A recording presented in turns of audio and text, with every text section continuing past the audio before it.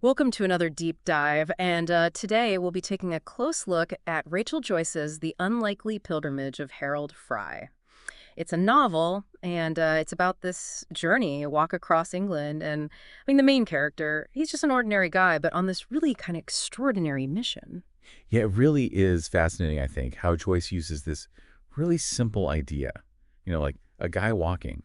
But it's a way to show all these really complicated parts of being human. So Yeah. you have Harold, and he's just like a normal retired guy, and he decides to walk 600 miles to visit Queenie Hennessy, his old coworker, who is dying. But, I mean, when you get deeper into it, you realize it's not just like the physical journey. Yeah. It's almost like those shoes, the yachting shoes he wears when he first sets off. Who would do that? They're totally impractical, but I guess they kind of show you where Harold's at emotionally, right? Like he's just jumping into all this, not really prepared, but driven by this hope, this desperate hope to keep Queenie alive. If you were really going to hike that far, you'd at least have a map, right? So it's like maybe he's being reckless on purpose. That's a good point. I think you're right. It's almost like he's running from something more than just his normal boring life. He's not prepared. And that's like a reflection of all the emotional baggage he's carrying around. Years of regret that he hasn't talked about, a marriage that is difficult with his wife, Maureen, and then this guilt about Queenie that he hasn't dealt with. And it all starts with Queenie, right? Yeah. She sends this letter, and that's what starts his journey. It's not just a goodbye, it's more than that. It's a letter full of gratitude. She's actually thanking Harold for something he did for her. It makes you wonder, what could he have possibly done that she would be so thankful for, even though she's dying? It really keeps you interested, wanting to know more. So you see Harold's regular life. It's boring. He's in a rut. And then he gets this letter. It's like everything is thrown upside down, and it triggers this need in him, this deep need to fix things. He starts writing her back, but then he just keeps walking, further and further away from the mailbox and from his life. It's like he thinks that if he gets to Queenie, if he physically walks there, that he can somehow stop her from dying. Is it faith? Guilt? Maybe even like magical thinking. I think it's a little bit of all of that. He's dealing with his past, realizing that he's running out of time, Mm-hmm. and deciding to walk like that on the spur of the moment. It's like he's trying to get back in control, to find meaning in his life because he's been feeling like he doesn't matter much. It's interesting how Joyce shows Harold's regular life and then compares it to this totally crazy thing he's doing. He's not like a hero or anything, not an adventurer. He's just an average guy who's trying to figure his life out. It makes you think, what about in our own lives? What seems unimportant now, but maybe later we realize it meant something. Exactly. And as Harold walks, that's what he's doing, reflecting. He starts thinking about painful memories, especially about his son, David, and their relationship. And it makes you think about dads and sons in general, Yeah. how much responsibility dads feel, and all the times parents and kids just can't communicate. I think about the things we all carry with us, the regrets we don't say out loud and the chances we missed.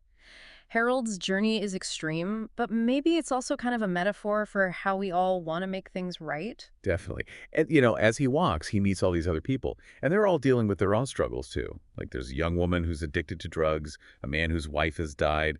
He just gets these little glimpses into the lives of others, and you realize everyone's going through something. Everyone's resilient. It's like Joyce is saying that even when we're messed up, we're not really alone, right? We all share those things, heartache, hope, and wanting our lives to mean something. But I can't forget Maureen. What about her? How does she fit into this whole thing? Well, at first, when Harold just leaves, Maureen is angry and confused. Their marriage was already in bad shape, lots of resentment they weren't talking about. And then he does this thing that seems totally crazy, and it just makes it worse. But underneath that, there's something else going on. It's like him leaving forces her to deal with her own feelings. So Harold's walking away from his past physically, and she's kind of stuck with it, forced to deal with it. Exactly. And Maureen's journey is interesting too, just like Harold's. We wonder, will she find a way to deal with things?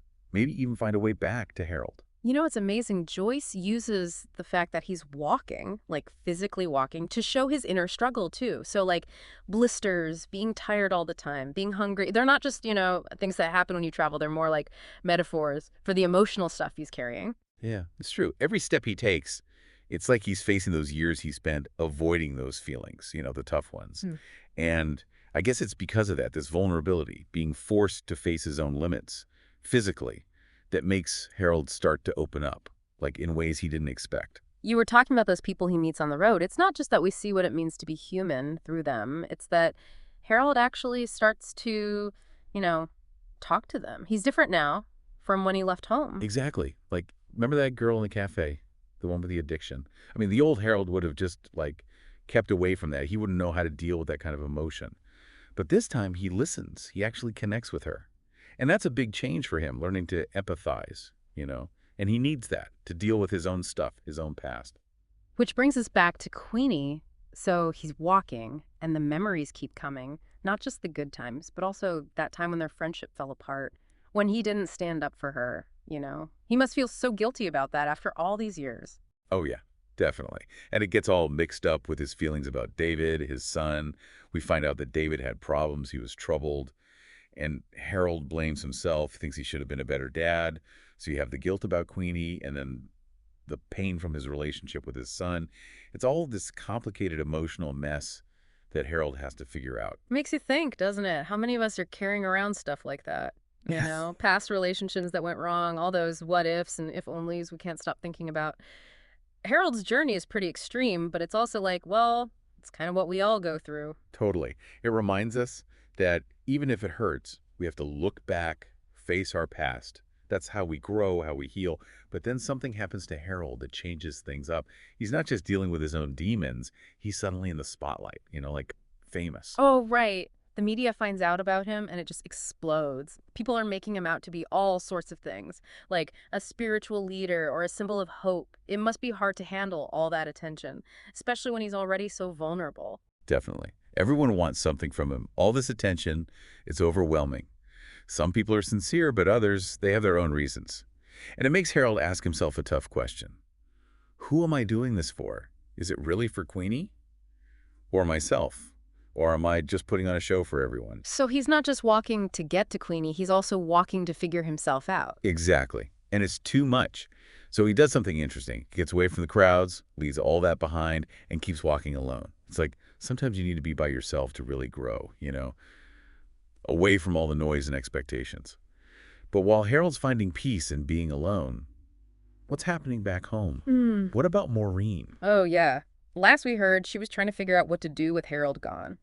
It's interesting that Joyce introduces Rex, the neighbor. He's kind of an unexpected person for Maureen to confide in, you know? Rex is important, though. He's lost someone, too. He's grieving in his own quiet way. And when they talk, Maureen starts to understand her own feelings better. She's angry and resentful toward Harold, sure, but that starts to change. She begins to remember their past, the good times, the love and connection they had. Those things were buried under all the years of routine and disappointment. So they're both on these journeys, you know, separate but kind of similar. Harold is physically walking away from the past, and Maureen's starting to deal with the emotions of their relationship. But do their paths cross again? That's what keeps you reading, wanting to know.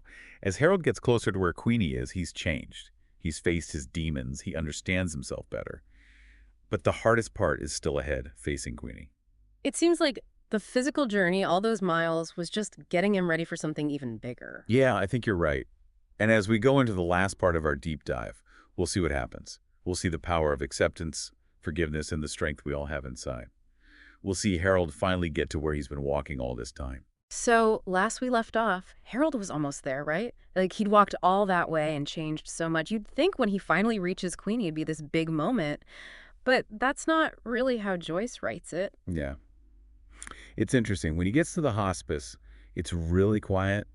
Not a big deal at all. No crowds or anything. Just Harold, like any other visitor, going into this peaceful place. Like the journey, like actually walking all those miles, stripped away all the extra stuff, you know, all that noise. Yeah. It makes me think of that saying, the quieter you become, the more you can hear. Yeah, I get that. And when he finally sees Queenie, it's not what you'd expect. I mean, she's really not doing well. Barely conscious. Way worse than he thought. Wow. That must have been hard for Harold after everything, all that way. And the person he's trying to see is, well, slipping away. It's kind of like life sometimes. You just can't control things, no matter how hard you try. I think that's part of it, yeah. Learning to accept what is. Letting go of what you thought would happen. Finding peace in the moment, you know.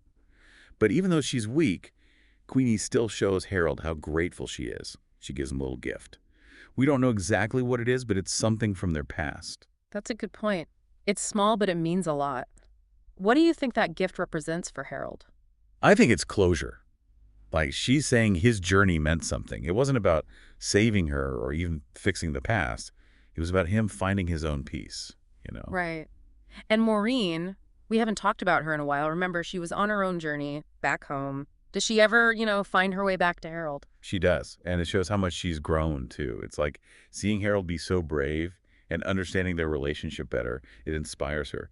So she decides to go to Berwick. It's a big decision, not waiting for him to come back, but going to him, meeting him where he is. That's amazing. And when they see each other again, it's not some big dramatic thing. It's quiet, but really powerful.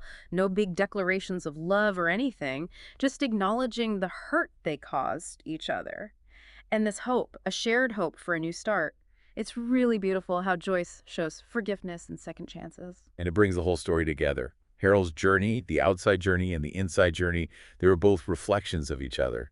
And now with Maureen, it's like they're both healing and changing together. So after all that, what does Harold's walk, his pilgrimage, teach us? What can we take away from it? Well, I think it shows us that we can change no matter how old we are. That even regular people can do amazing things and learn about themselves along the way. It's about how we're all connected, how we can understand each other's feelings, and how even small acts of kindness can make a big difference in someone's life. It reminds us that sometimes the most important journeys aren't about getting somewhere, but about who we become along the way. And it makes us think, right, what little things have we done, maybe without realizing it, that could change someone else's life? It's something to think about, for sure. As we go through our own lives, our own journeys, what small steps can we take to be kind, to connect with others, and to make those connections stronger? Thanks for joining us on this deep dive into the unlikely pilgrimage of Harold Fry. We hope it's given you something to think about and help you see the power of human connection in a new way.